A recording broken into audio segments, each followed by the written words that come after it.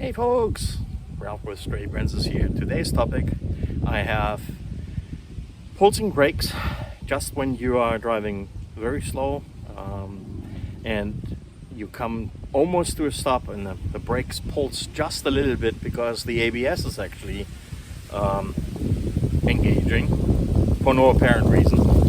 The ABS light is not on.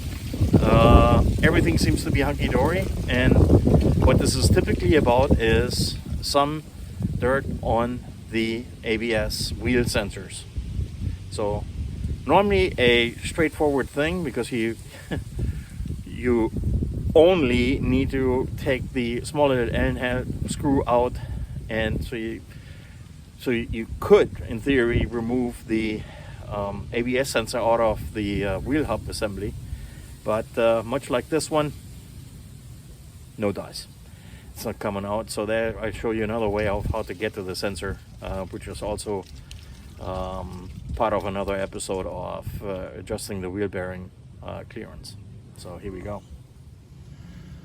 So here you see the dilemma.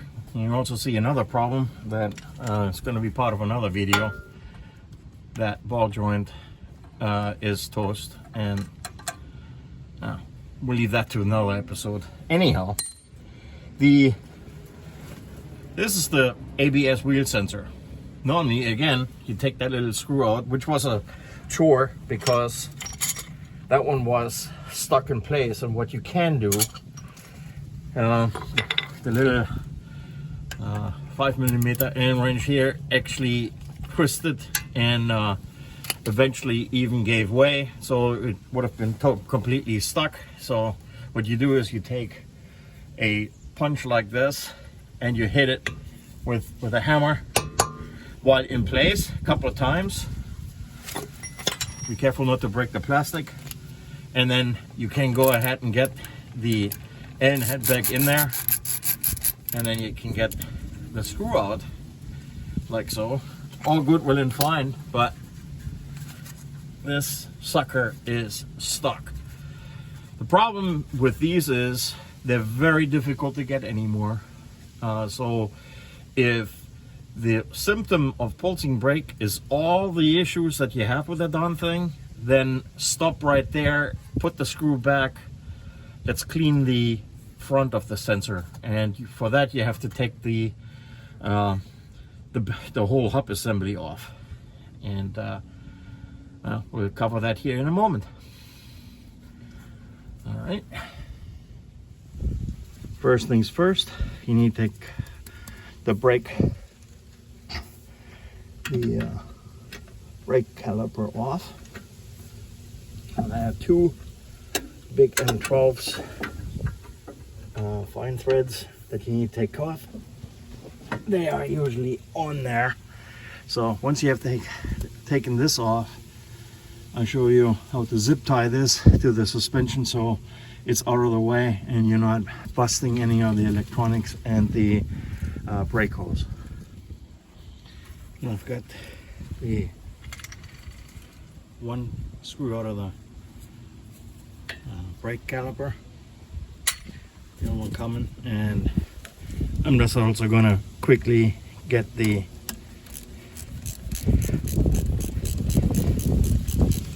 brake wear sensor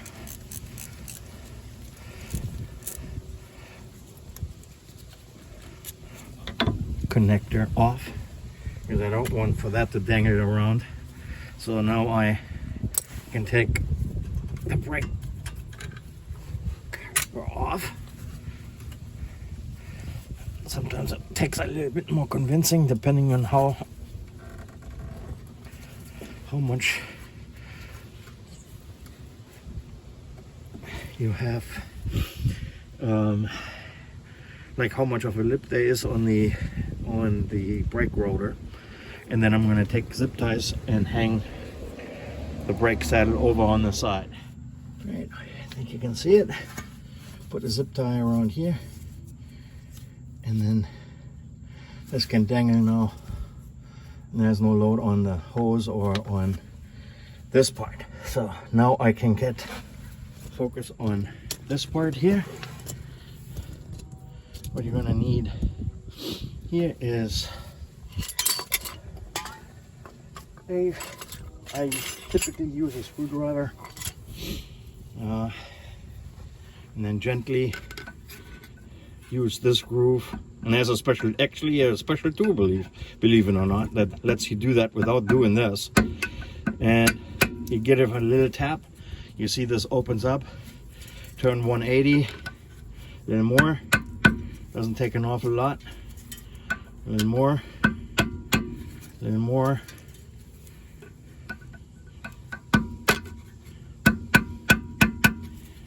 All right. Should come off there in a moment. There we go. All right. This looks really good. Nice. So now we can take the wheel bearing off, or the front nut, and then we're going to gain access to the spindle, and we'll go from there. So let me clean this up here a little bit. And there's an Allen head that needs to be loosened up, and I'll show you a couple of tricks there too, but that's actually part of another video. So look for that one, for getting this hub off completely and then putting it back and adjusting the bearing clearance, so you know how to do that in the future. So what I'm trying to do here is clean the face off a little bit, and I try to scribe the position of this slot here, right there.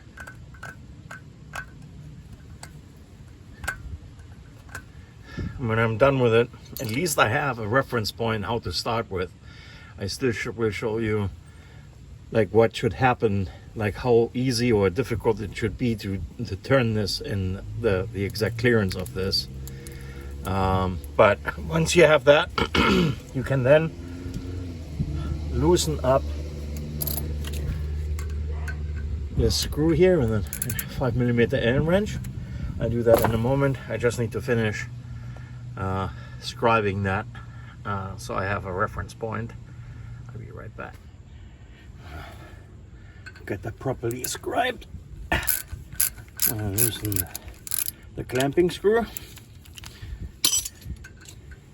and then see, it wasn't really easy to move this or loosen this nut.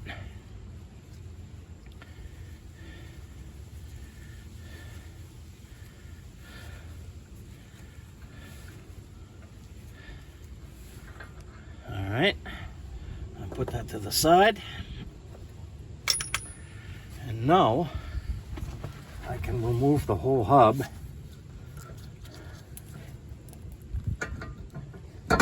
like so.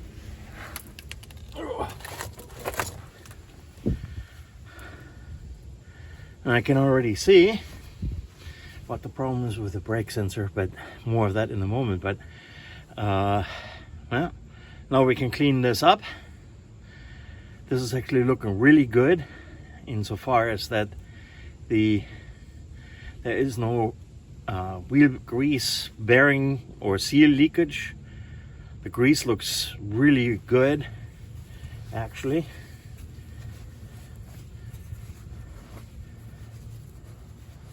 Now we can work on wheel bearings or brake rotors or whatever it is we need to do, and make sure that it looks really, for a 30-plus-year-old car, it looks brand new. Wow. All right, so there's that. Two things to watch out for again on the ABS sensor. Make sure that this ring is free of rust and debris, because that's where the magnetic pickup of the sensor runs very close to. And another tip right there. See that? That is absolutely not what that is supposed to look like. There's all kinds of rust and stuff stuck to it, and that was most likely offsetting the sensor enough that when you come to start the brakes, the ABS pulses a little bit. After cleaning it up, best is a toothbrush. Just don't use anything metal. A little bit of clean, blow that dry, and we're good. And there we have the culprit. See that little bit of schmutz and rust? That's the stuff that is causing for that sensor not to pick up correctly. We're going to clean that up with a little bit of compressed air and a toothbrush, and then we can put the wheel bearing back on, and that should take care of the pulsing brakes. Hoping you enjoyed it.